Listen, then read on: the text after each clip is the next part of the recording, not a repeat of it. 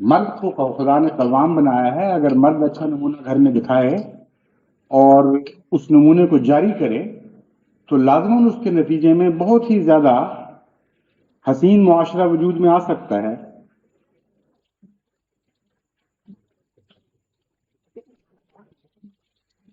حضرت صلی اللہ علیہ وآلہ وسلم نے آئلی خرابیوں کے سے بچنے کے لیے سب سے بنیادی تعلیم یہ بیان فرمائی اور جس پر عمل کر کے دکھایا کہ اپنے خلق کی حفاظت کرو، حسن خلق اختیار کرو.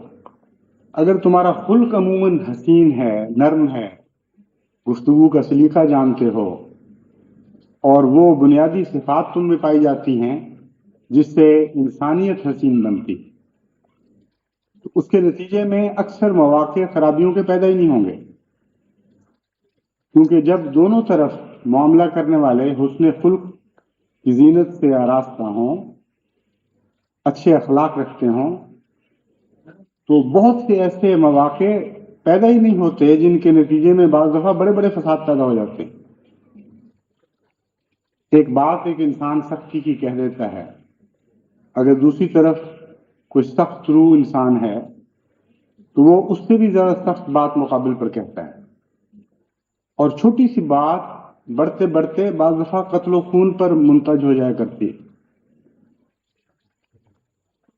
حضرت عائشہ صدیقہ کی ایک روایت بیماری کے متعلق بھی ملتی ہے. آپ ایک دفعہ بیمار ہوئی، شدید سر میں سر درد تھی، تو حضرت صلی اللہ علیہ وآلہ وسلم تشریف لائے تو آپ نے شکایت کی کہ یا رسول اللہ میرے سر میں تو سخت درد ہے. آپ نے فرمایا کوئی بات نہیں، انشاءاللہ آرام ہو جائے گا. تسلی سے پیار سے اس بات کا اظہار کیا. وہ زمانہ ایسا تو نہیں تھا کہ بنی بنائی دوائیاں گھر میں موجود ہوں کہ فوراً ہی ٹکیا کھلائی اور سر درد دور ہو گئی. لیکن حضرت صلی اللہ علیہ وآلہ وسلم کا یہ فکرہ ہی دراصل شفا تھا. امر واقعہ یہ ہے جس کے اگلے حصے سے بھی پتہ چل رہا ہے کہ حضرت صلی اللہ علیہ وآلہ وسلم کی منہ سے نکلی ہر بات دعا بن جایا کرتی تھی. تو آپ نے تو پیار اور دعا کے رنگ میں فرمایا انشاءاللہ آرام ہو جائے گا. حضرت عائشہ کی معلوم ہوتا ہے سر درد اس وقت ہٹ گئی ہوگی، کیونکہ اگلی بات سے لگتا ہے کہ سر درد والا تو ایسی بات نہیں کیا کرتا تھا. فوراً بولی کہ آپ کو کیا ہے، میں مر جاؤں گی تو آپ کوئی اور شادی کر لیں گے.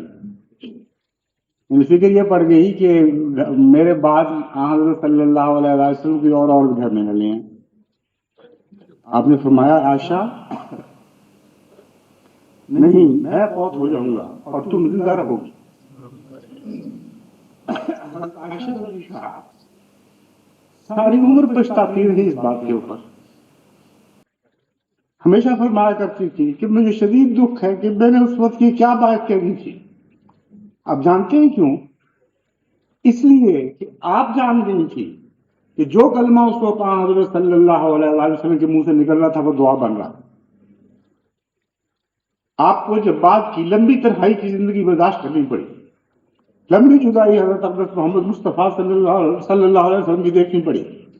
اس وقت آپ کو پتہ لگا کہ آپ کے بغیر جینا کیا جینا ہوا کرتا ہے. اس وقت آپ پچھتاتی تھی کاش میں نے یہ نہ کہا ہوتا اور میں ہی آپ کی زندگی میں فوت ہو جاتا. یہ تھا معاشرہ جو اس وقت وجود میں آ رہا تھا. ایک چھوٹی عمر کی لڑکی ہے، ایک بہت بڑی عمر کے مرد سے شادی ہوتی ہے، لیکن اتنا حسین سلوک تھا، اس قدر کرم تھا، اس قدر لطف تھا، ایسی شفقت تھی آپ کی طبیعت میں کہ وہ چھوٹی سی عمر کی لڑکی اس قدر محبت میں مبتلا ہو جاتی ہے کہ شاید ہی دنیا میں ایسی مثال ہو کہ کسی بیوی کو اپنے خاوند سے ایسی محبت ہوئی.